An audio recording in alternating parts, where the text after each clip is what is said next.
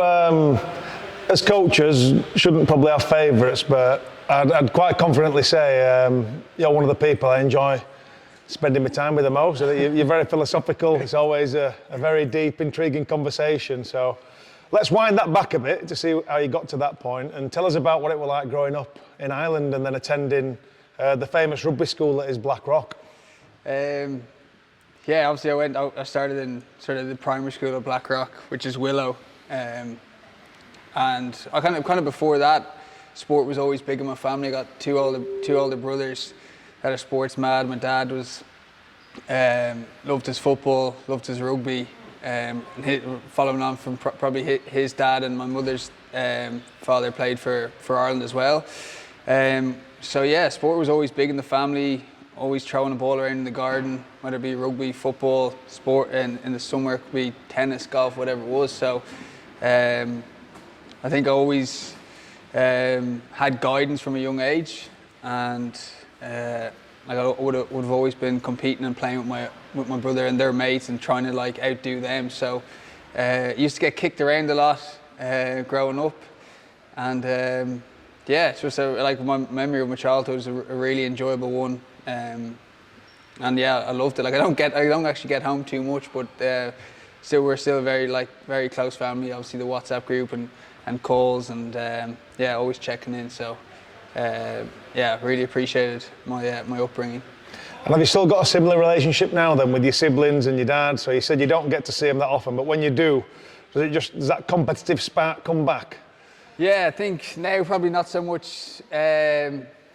Like in the sports, being competitive, it'd be into board games. So if we get back home, there's always board game rivalries like Ludo, Articulate, all these these fun games, dominoes, and there's always. I think Byron was over for Christmas there 3 years ago, and I don't know, a board was flipped over. There was a big argument, usually from my older brother and my dad kicking off. So I think as well, because I was the fourth in the family and I was the youngest boy, so I had no younger sister, older sister, but. I kind of probably became the mediator in the family, trying to like calm things down, I guess. So there's a like fiery side to me, but then also trying to figure stuff out and find my place, because obviously growing up I was smaller.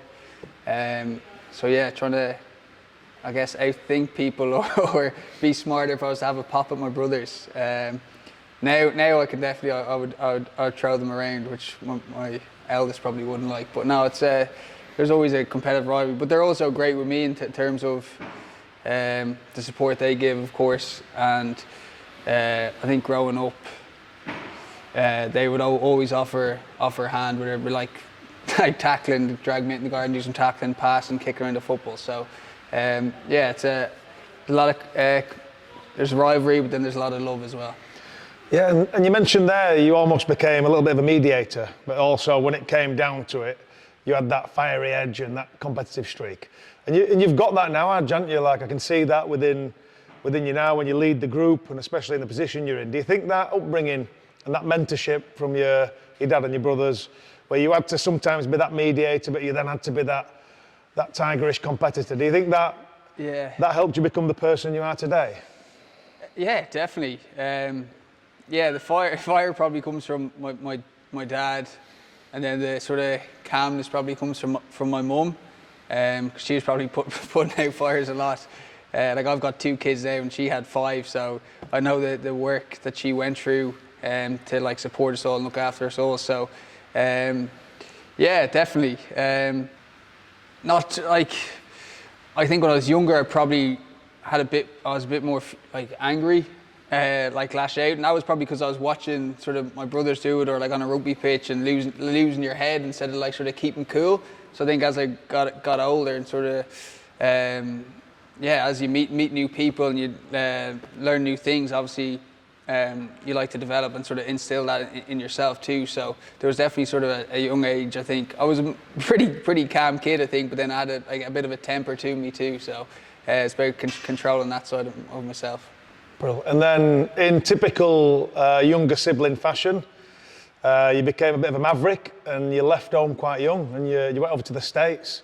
So tell us a little bit about that journey and that decision-making process, what led to it, and then some of your experiences there in America. Yeah, so I was the first one in my family to leave and move, and following that, my brother ended up living in London. So I think leaving the nest is definitely tough, and I just had it in the back of my head that I wanted to go travel. I wanted to, like, I played a lot of rugby, and I played a lot of sports growing up, and I kind of got to that point where I hadn't made it into sort of a professional setup, and I just wanted to experience something else. And I had a friend that had done it at 18. He left and he found it very challenging, but he went over to University of Notre Dame, and we visited him twice, and it was just like an eye-opening experience. Like, it was just unbelievable going to university, going to a college football game, and just the buzz and the hype around the sport. So it was always something in the back of my mind that I wanted to do. And then once I got my degree, and I was like, right, I'm going to go to New York. So then it was kind of like navigating, leaving, and my dad wanted, like, obviously I just had booked New York. I had like a good few friends that had moved over on these J1 visas you get, and my dad was trying to sort of, okay, if you're going to go there, who do I know that, like, can help you get set up? And obviously as a parent, like, looking after your kid, because I wasn't going to plan anything. So I ended up going to New York. It was first time living out of home, so living by myself. And I remember going over Manhattan Bridge into New York City, and I was just like, what have I got myself into, kind of thing. And then, yeah, fortunately enough, because I joined the rugby club over there, so that kind of helped me settle. I had my Irish mates over there that I knew from childhood, and then integrated into a rugby team and got to know, like, a lot of the American guys straight away. So it was like a good balance of, I was far from home, but I had, like, home comforts of a lot of friends that were there, and then sort of meeting new people who know absolutely nothing about you, which I think was the greatest thing for me, because where I grew up, everyone it's a small bubble, and everyone sort of knows each other, knows who you are, I would say. So yeah, meeting new people, and obviously if you're meeting a new group of people, and I guess you gotta not be a good character, but like if you're a bad character, you're going to drift away, or it's going to be very difficult to settle into somewhere. So yeah, it was an amazing experience. I look back and it was like such fond memories, and I've got, like, still keep in touch with a lot of the guys from back then. So as I was saying to you there last week, is like the 10-year anniversary of me stepping foot on America. So. And then from there, obviously you played university rugby in the States, which is a really good level, and then you eventually made your way back over to the UK. So yeah. How did that come about then? How did that transition come about from being in America then back to England and kicking on over? I think going down to the university, obviously I was going down to study and coach and play, and the university is called Life University, and they had a rugby program, which is like, obviously the big sports would be like your basketball, your football, and like baseball and wrestling, and they didn't have a football team, but rugby was a big program at Life University with basketball and wrestling. So they invested a lot of the money in that, and the program's like still going really well now. But it was pretty much like a small academy, like in Atlanta, and probably what I needed, like, to get away from the bars and the busy life of New York City, and getting a gym, which I probably neglected a lot when I was growing up. So kind of did 3 years there, and I qualified through the residency and was fortunate enough to make the Eagles and go to the World Cup, and that brought me over to sort of back to this side of the world, and ended up signing for Connacht for a year, and then post Connacht came to Sale, and yeah, this is my 6th season in Sale, which I can't believe, but yeah, it's just like it's gone so well. It's been unbelievable. Like, loved every minute of it. And you've talked about your story there. It's far from a traditional route into probably pro rugby. Yeah. Most lads they'll go to school and they'll get picked up by a club, come through the academy system, and then hopefully if they're fortunate enough to progress and play first team at that club. So you're probably limited in terms of the life experiences and the perspective that you have at that young age, whereas conversely, the experiences you've had by the time you made it into Prem Rugby, it couldn't be any different. It's a total contrast. Yeah. How much would you say those experiences shaped you as a person now in terms of your philosophies and your belief systems? Yeah, I think it's huge, and it's fun, like, because obviously here a lot of guys come in at a young age into the academy straight after school, and it's like intense and the training's full on, and I obviously missed all that. And then I think my advice to them was don't rush it, but it's because the story I've had, the journey I've been on, it's easier for me to say that, but for them, they want it now, or they see your friends that have gone into the academy and are playing professionally. And I think back then it's like I was kind of the same when I was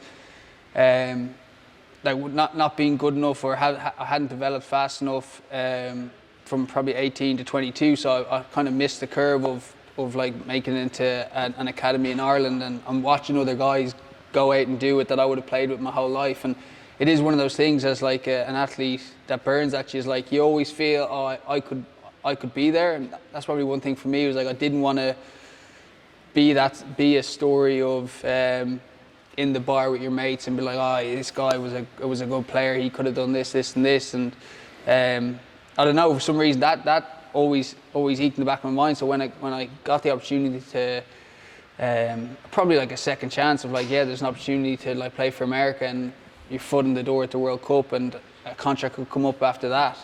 And like I was fortunate that things went my way, because there's a lot of luck in sport as well as like dedication and hard work. So definitely my sort of avenue to it has been different, but I think like you've been playing pro sports as well, there's never like a point where you go, oh yeah, this is great, and then like I'm comfortable now, and you kind of switch over. I don't think it can get like that. There's always, it's just week to week. Like every year there's a new challenge, and never being comfortable, which probably the way I went about, the way that it like transpired for me is like I've kind of worked in an office job at a young age. Like I did my studies, I worked in an office job, I did a 9 to 5, I experienced all that, and I know at this age, like I much prefer doing this sort of job, and I'm much more. I appreciate it, and I appreciate the opportunity that we have to, like, play rugby for a living, and all the like different challenges and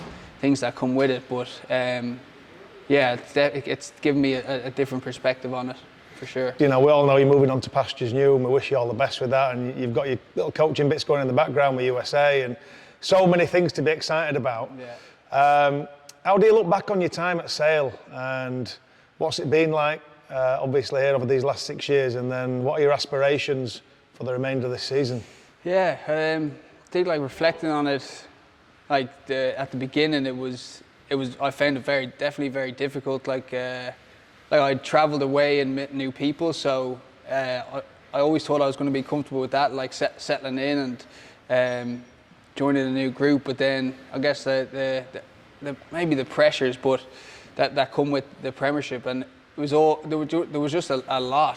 So I did struggle, but when I look back at that, it's like it was the most probably testing time of like my life, I guess, and then like demanded the most sort of out of me, and that's probably where like I'm curious, like challenge myself, how do I get better, or this is going wrong. And I felt like when I first came here, I kept looking at like fixes, like how can we fix this, how can we fix that, and went away from like my own personal self and my own performance. So my time here has probably been the biggest growth and development in my life, and now where I feel I'm at now and where the club is at now, it's like in such a good place. And like I love it coming in every day. I love the training, I love the coaches, and to sum that up is like the people I've been working with have helped me get through the tough times, and that makes like the special times all the more sweeter. So even this year, like yeah, it's been challenging to start, but we're starting to sort of get some momentum now, and like really want to go out and like a celebration of enjoying this and giving back to all the people that have helped me since I've been here, and made me feel so welcome. So that's kind of, yeah, that's the goal for the rest of the season. Enjoy every minute of it, and get the most out of myself, and do my best for the team.